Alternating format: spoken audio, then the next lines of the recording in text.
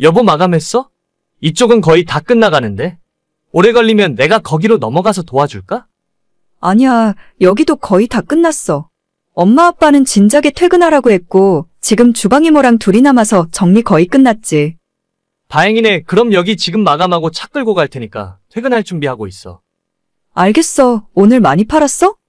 아까 초저녁에 비가 오는 바람에 저녁 손님이 일찍 끊기더라.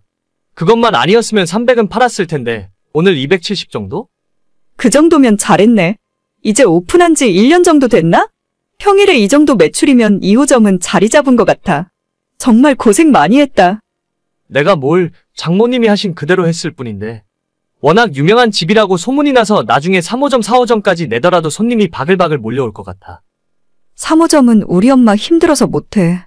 지금도 2가게 준비해주는 것만으로 힘들어 하시는데 빨리 거기라도 당신이 맡아서 해야 돼. 여긴 내가 잘하고 있으니까 알겠지? 그래, 나도 노력하고는 있는데 장모님 손맛을 따라가긴 힘드네. 레시피대로 다 알려줬는데 아직도 안 돼? 괜히 대박집이 아니라니까? 장모님이랑 분명 똑같이 만드는데도 그 맛이 안 나오더라. 하긴 나도 단골 손님들은 내가 만드는 거랑 울엄마가 만드는 거랑 귀신같이 구별하시더라. 그래도 어쩌겠어. 언젠간 이 가게를 당신이랑 나랑 이어받아야 하는데 열심히 연습하는 수밖에 없지. 그렇긴 한데 이게 진짜 쉬운 일이 아니라니까? 당분간 불편해도 장모님이 왔다 갔다 하셔야지 어쩔 수 없다. 울엄마도 3년 안에 은퇴하신다고 했으니까 딱 그때까지 완벽하게 배워놔. 당신 사무직만 하다가 몸 쓰는 일 하니까 힘든 건 아는데 그래도 벌이가 다르잖아. 그래, 월급쟁이로 사는 것보다 지금이 훨씬 낫긴 하지. 당신이랑 장모님 아니면 내가 어떻게 사장님 소리 들으며 살아보겠어? 그러니까 우리 엄마한테 잘해. 아 맞다. 다음 주말에 도련님 상견례 한다고 했지? 가게는 아빠 보고 하루 가 있으라고 할 테니까 잘 다녀와. 당신은 같이 안 갈 거야? 나는 뭐 도련님이랑 별로 친하지도 않은데. 갈 필요까진 없을 것 같고 주말인데 가게 비우기도 좀 그래.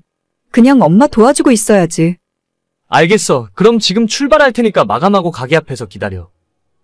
결혼 3년 만에 직장 다니던 남편이 일을 그만두고 친정부모님 가게에서 일을 배우기 시작했어요. 낮에는 손칼국수를 팔고 저녁에는 보쌈과 파전을 주로 파는 식당인데 엄마 손맛이 좋고 음식을 정말 이래도 되나 싶을 수준으로 퍼주기 때문에 항상 붐빕니다. 남편이 작년 여름에 직장을 그만두고 가게에서 일을 배우더니 올해 초 옆 동네에 2호점을 차려서 독립했어요. 처음엔 부모님도 걱정이 많으셨지만 남편이 워낙 열정적이라 2호점 간판을 달 수 있게 허락하셨습니다. 본점 하루 매출은 500에서 주말이면 800만 원 정도 팔고 있고 남편이 하고 있는 2호점은 평일 250만 원, 주말에는 400만 원 정도는 나오더라고요. 꾸준하게 매출이 늘고 있어서 앞으로가 더 기대됩니다. 직장 다니던 시절에 300만 원 월급 받던 남편이 자기 사업을 시작한 뒤로 버는 돈의 단위가 달라지니까 너무 기뻐했습니다. 오늘 도련님 상견례는 잘했어? 어때? 상대방 아가씨는 마음에 들어? 결혼식 날짜는 언제쯤으로 하실 것 같아? 글쎄, 잘 모르겠네. 잘 모른다니? 그게 무슨 소리야? 분위기가 별로 안 좋았어? 당신도 알다시피 내 동생이 사회생활 늦게 시작했잖아. 모아놓은 돈도 별로 없고 부모님이 지원해줄 상황도 아니라서 여자 쪽에서는 최소한 전셋집이라도 해오길 바라고 있더라고. 요즘 은행 가면 전세자금 대출 다 해주는데 뭐가 걱정이야? 둘이서 사는데 18평이나 25평이면 충분하고 대출받아서 살다가 갚으면서 돈 모으면 되는 거지. 처음부터 다 갖추고 시작하는 사람들이 얼마나 되냐? 그래도 우리는 결혼할 때는 집도 있었잖아. 그건 우리 부모님이 예전에 내 앞으로 해주신 거니까. 그리고 모든 사람들이 집을 갖고 시작할 수는 없잖아. 그러게, 근데 상대방 쪽에서 워낙 강력하게 이야기를 하니까 우리 엄마 아빠도 능력만 있으면 좀 도와주고 싶어 하는데 원체 없으니 뭐라고 할 말이 없네. 도련님이 그 아가씨랑 이야기를 잘해보는 수밖에 없지. 그리고 요즘은 전세대출 정도는 받고 시작해도 상관없어. 그 아가씨도 직장 다닌다며? 맞벌이 하면 금방이지. 우리 생각은 그렇긴 한데 딸 가진 부모 입장은 좀 다른가 봐. 하다못해 전세자금이라도 있어야 하는 거 아니냐면서 한숨을 푹푹 쉬시더라고. 하긴 내 딸 일이라고 생각하면 나도 마음이 안 좋긴 할 것 같아. 아무튼 방금 전에 자리 끝나서 이제 출발하려고.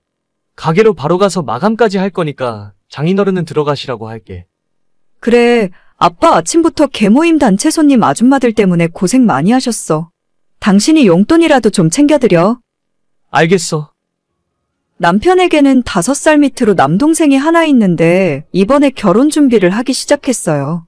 시동생은 공무원 시험 준비를 오래 하느라 본격적으로 돈을 벌기 시작한 건 3년 정도밖에 안 됩니다. 공무원 월급도 적다 보니 당연히 모아둔 돈은 별로 없었고 시댁 역시도 넉넉한 형편이 아니라서 저희 결혼할 때도 아무것도 못 해주셨거든요. 당장 하늘에서 돈이 떨어질 수 있는 상황도 아니고 저희가 도와줄 수 있는 부분도 아니라고 생각해서 그냥 지켜보고만 있었죠. 여보, 나 할 말이 있는데. 왜? 가게에 손님이 너무 많아? 나라도 넘어가서 도와줄까?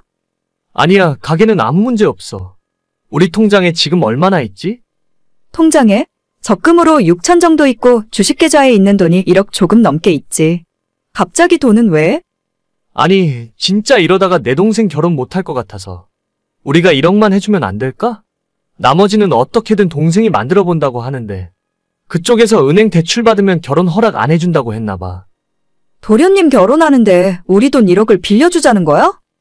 빌려준다고 하긴 좀 그렇고 다시 돌려받기엔 힘들 것 같아.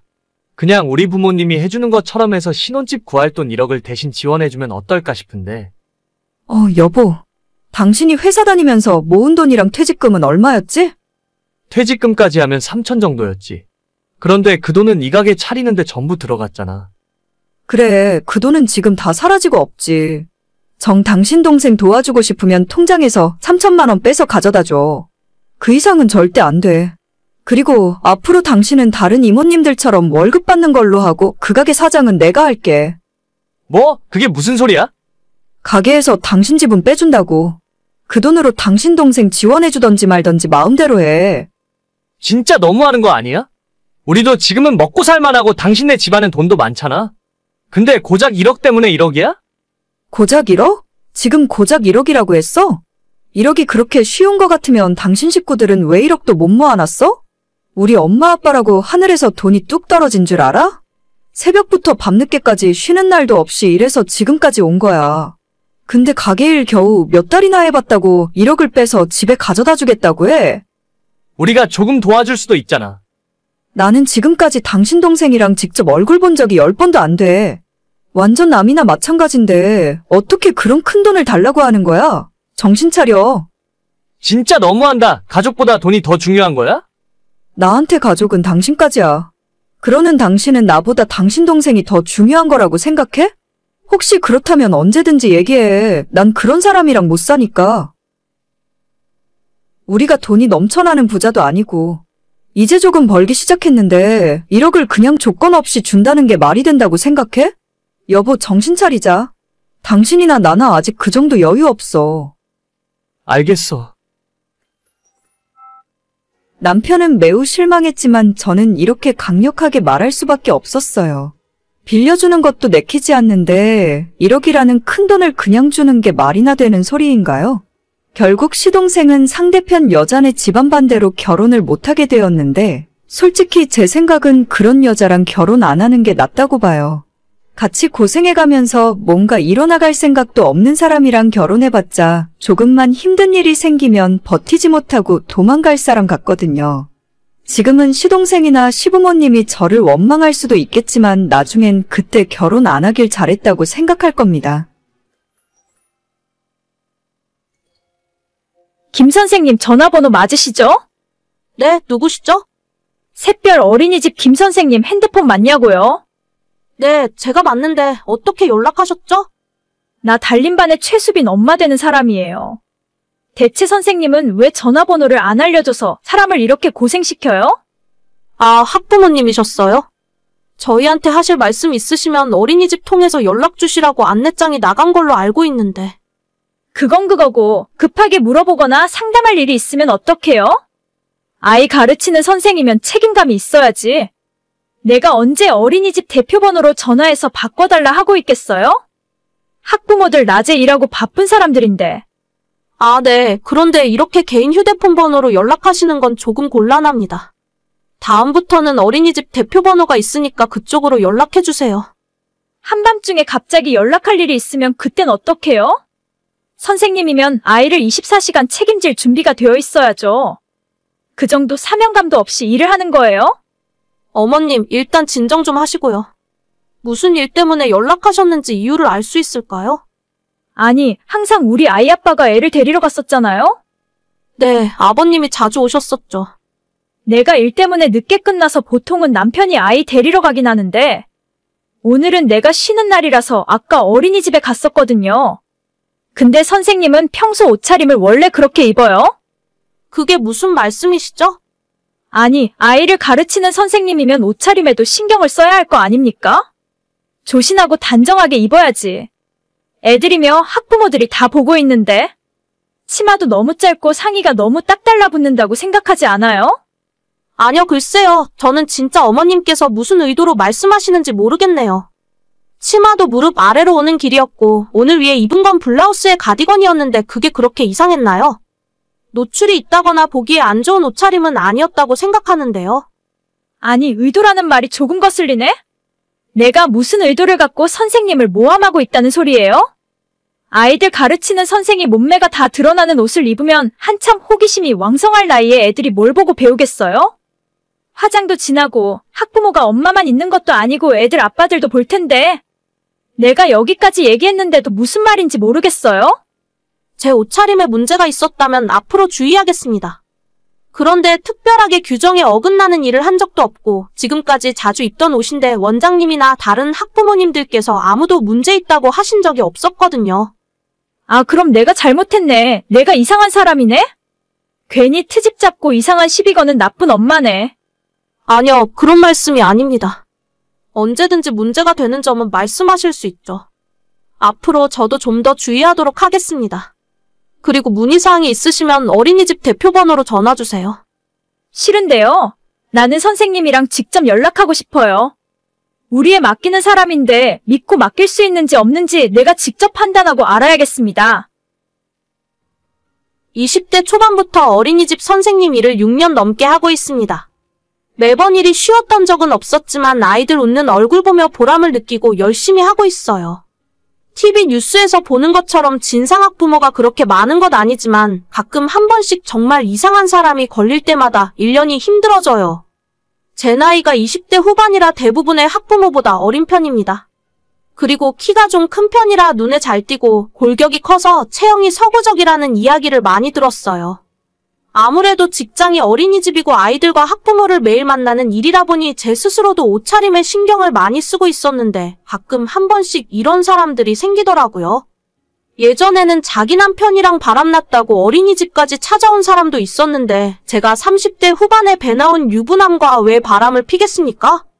저도 작년에 결혼했고 대기업 IT 회사를 다니는 남편이랑 잘 살고 있어요. 우리 남편 키가 185에 운동 좋아해서 군살도 없는데 제가 왜 아줌마들 남편을 꼬시고 바람을 피우겠습니까? 안 그래도 제가 스트레스 많이 받아 하니까 남편이 일 그만두고 쉬면서 다른 공부해보라고 하는데 진짜 몇 년간 아이들 보는 게 좋아서 하던 일 자체가 점점 버티기 힘들어졌습니다. 나 수빈이 엄만데 오늘 어린이집에서 무슨 일 있었어요? 왜 우리 애가 아무 이유 없이 어린이집 가기 싫다고 하는 거죠? 아, 오늘 낮에 수빈이가 친구랑 장난감 가지고 놀다가 말다툼이 좀 있었어요. 크게 싸운 건 아니라서 서로 화해시키고 장난감도 순서대로 가지고 놀게 했는데 아직도 마음이 안 풀렸나 봐요. 뭐라고요? 애들이 싸웠다고요? 그런 이야기를 왜 내가 먼저 물어봐야 알 수 있는 거죠? 어린이집에서 있었던 일은 당연히 학부모에게 먼저 말을 해줘야 하는 거 아닌가? 크게 싸운 것도 아니고 그 정도 말다툼하는 일은 비일비재합니다. 아이들끼리 서로 의견 충돌도 해보고 그러면서 양보하는 법도 배우는 거라서요. 너무 크게 신경 쓰시지 않아도 될 것 같아요. 아니, 우리 애가 어린이집에 가기 싫다잖아요? 이래도 큰일이 아니야? 대체 아이 담임 선생님으로서 하는 일이 뭐예요? 어머님 일단 진정하시고요. 아이들은 서로 대화를 통해서 사회화 과정을 배웁니다. 제가 한쪽 편만 들어줄 수도 없는 일이고 규칙을 따라야 하는 것도 배우고 하면 안 되는 게 뭔지도 가르쳐주는 것이 교육이라 생각해요. 누가 지금 그런 소리 듣고 싶대? 너 진짜 나이도 어린 것이 꼬박꼬박 말대꾸하네. 얼마 전에 보니까 아직도 옷차림 똑같이 입고 다니더라. 애들 아빠라도 꼬셔서 팔자 고쳐볼 생각이니? 네, 팔자를 고쳐요? 어머님, 말씀에 주의해주세요. 자꾸 선을 넘는 인신공격을 하시면 저도 참고 있지 않겠습니다. 너가 안 참으면 어쩔 건데? 두고 봐. 내가 너 하나 어떻게 못할 줄 알아? 우리 동네 맘카페에 애 아빠 꼬시는 선생이라고 글 올리고 경찰에 아동학대로 신고할 거야. 그뿐인 줄 알아? 시청, 교육청, 국민신문고 전부 민원 넣어서 다시는 이 바닥에서 얼굴 못 들고 다닐 줄 알아? 진짜 더러워서 못 해먹겠네? 하고 싶으면 어디 마음대로 해보세요. 저도 당하고만 있지는 않을 거니까. 내가 너 같은 인간 한두 번 겪는 줄 알아? 우리 첫째 때도 유치원 선생 몇 명을 잘라봤어. 지금이라도 잘못했다고 싹싹 빌어야 하는데 어딜 겁대가리 없게 큰 소리야? 안 그래도 이번 달까지만 하고 그만두려고 했어요. 당신 같은 인간들 때문에 애들이 아무리 좋아도 더는 못 해먹겠네요. 그래, 잘 생각했네. 애들 아빠한테 생글생글 웃으면서 꼬리칠 때부터 알아봤어. 선생질 그만두고 그적성 살려서 남자들 상대하는 일이나 하면 되겠네. 제가 뭐 해먹고 사는지 그것까지 걱정해 주실 이유는 없고요. 그건 그렇고 어머님, 저희 동네에서 떡볶이집 하시죠? 평소에 종종 시켜 먹었었는데. 제가 어린이집 그만두고 나서도 앞으로 자주 뵀으면 좋겠네요. 뭐야? 내가 떡볶이집 하는 건 어떻게 알았어? 수빈이 아버님께서 몇 번 어린이집으로 떡볶이 가져다 주신 적 있거든요. 저도 평소에 자주 배달시켜 먹는 곳이라 알고 있었죠. 그동안 항상 평점 5점만 드리고 있었는데 앞으로도 맛있게 잘 부탁드릴게요. 아니, 그게 뭐 어쨌다는 거야? 지금 협박이라도 하는 거예요? 왜 갑자기 또 존댓말을 하시고 그러세요? 하시던 대로 반말 계속하세요. 말씀하신 민원도 꼭 넣으시고요. 저는 이번 주까지만 일하고 그만둘 거니까 앞으로는 선생과 학부모가 아니라 고객 입장에서 뵙겠습니다. 안 그래도 힘든 일이 많아서 그만둘까 말까 고민하고 있었는데 정말 더러워서 더는 못 해먹겠더라고요. 원장님이 요즘 선생님 구하기가 하늘의 별 따기라며 자기가 다 막아줄 테니 제발 그만두지 말라고 말렸지만 그냥 남편 말대로 자격증 공부해서 다른 일 할 겁니다. 떡볶이집은 정말로 우리 부부가 야식으로 자주 먹던 집이었어요. 며칠 전에도 또 배달을 시켜 먹었고 별점을 1점 남겨줬습니다. 주변에 아는 친구들한테도 다들 이야기했더니 최근 한 달 동안 별점이 1점만 달리더군요. 어쩐지 자기가 미안하다 잘못했다고 연락이 오길래 답장도 해주지 않았습니다. 제가 생각한 것보다 떡볶이집 매출이 많이 떨어졌나 봐요. 생각난 김에 오늘도 또 주문해서 먹어야겠습니다. 여보, 나 이제 차가 한 대 필요할 것 같은데. 좋은 거 필요 없으니까 중고차라도 하나 사자. 당신이 차가 왜 필요해? 어차피 지금은 육아휴직이라 출근도 안 하잖아. 내가 필요하다는 게 아니라 우리 유미 때문에 그렇지. 병원도 다녀야 하고 은근히 유미랑 같이 외출할 일이 많은데 그럴 때마다 버스를 기다리는 것도 힘들고 택시 불러서 타고 가자니 이래저래 불안하고 불편한 것도 있어. 불편하긴 뭐가 불편해? 우리가 지금 차 한 대 추가할 상황이 아닌 것 같은데. 당신이 일 쉬면서 우리 수입도 줄었잖아. 줄어봐야 얼마나 줄었다고 그래? 육아휴직 하는 동안 웬만큼 수당 나오는데 그리고 누가 비싼 차 사달래? 적당하게 아이랑 타고 다닐 만한 차를 사달라는 거잖아. 그러니까 굳이 그런 차를 살 이유가 있냐고. 당신 운전 안 한 지도 꽤 됐잖아. 그냥 택시 타고 다녀. 그게 속 편해. 택시 탈 때마다 담배 피우는 기사님은 아닌지 걱정이고 괜히 여자한테는 이상한 소리 하시는 분도 얼마나 많은데 그리고 우리 아파트가 약간 외진 곳에 있으니까 조금 불안할 때도 많아. 그런 사람이 뭐 얼마나 되겠어? 너무 안 좋게만 생각하지 말고 일단 조금 더 버티고 있어봐. 아니, 남들은 아이 낳으면 불편할까봐 말 안 해도 미리미리 차를 사준다는데 나는 내가 좋은 차 사달라는 것도 아니고 중고 경차라도 사달라는 거잖아. 그게 그렇게 못마땅해? 지금 우리한테 여유가 별로 없으니까 그렇지. 돈이 있어봐. 내가 당신한테 뭘 못 해주겠어? 우리 유미도 태어났는데 좀 아끼고 돈을 모아놔야 할 거 아니야? 그렇게 잘 아는 사람이 작년에 차를 바꾸셨어? 그것도 외제차로? 당신 차 살 돈에 반에 반만 되는 중고차를 하나 사면 나랑 유미가 편하게 마음 놓고 돌아다니겠다. 아 진짜 그렇게 차를 꼭 사야겠어? 아니면 내가 차 필요할 때마다 당신 차 좀 쓸게. 그때마다 당신이 버스 타고 출근하면 되잖아. 버스는 좀 그렇지. 집에서 회사까지 버스 타면 얼마나 걸리는 줄 알아? 아침에 그 사람 많고 자리도 없는 버스 타고 1시간 넘게 가야 해. 그러니까 나는 우리 유미까지 데리고 버스 타고 다니라 하면서 당신은 도저히 버스 못 타겠어? 맨날 타라는 것도 아니고 일주일에 한두 번 내가 외출할 때만 차 쓰겠다는 건데. 아, 그거랑 같아? 뭐가 달라? 나는 우리 유미까지 데리고 다녀야 한다니까? 당신이 아이 데리고 버스 한번 타볼래? 알겠어. 사줄게. 사주면 될 거 아냐?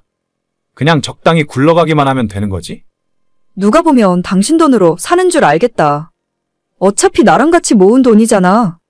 그건 그렇지. 내가 중고차 한번 알아볼게. 뭐 원하는 모델이라도 있어? 내가 차에 대해서는 잘 모르잖아. 운전하기 편한 게 좋으니까 큰 차는 별로야. 아이랑 둘이 탈 거니까 적당히 안전한 걸로 사줘. 어차피 가까운 거리만 다닐 거니까 경차 같은 것도 상관없겠지? 뭐 캐스퍼, 레이 그런 것도 좋아 보이더라. 캐스퍼는 나온 지 얼마 안 됐기 때문에 중고차도 비쌀걸? 그래? 그럼 뭐 당신이 알아서 좋은 걸로 사다 줘. 알겠어. 오늘부터 좀 알아봐야겠네. 저는 작년에 아이를 낳은 결혼 3년 차의 여자입니다. 결혼 전에는 엄마 차로 직접 운전을 하기도 했었는데 결혼하고 나니 크게 운전할 일이 없더라고요. 신혼집이 직장이랑 가깝기도 했고 주말에는 남편 차를 타고 돌아다니니까 제 차가 따로 필요 없었습니다. 하지만 작년에 아이가 태어난 뒤로 제 차가 있으면 참 좋겠다 싶었어요. 저는 지금 육아휴직 중이고 어차피 집에서 아이를 봐야 하니까 외출할 일이 거의 없을 줄로 알았습니다. 그런데 의외로 나가야 할 일이 많이 있더라고요.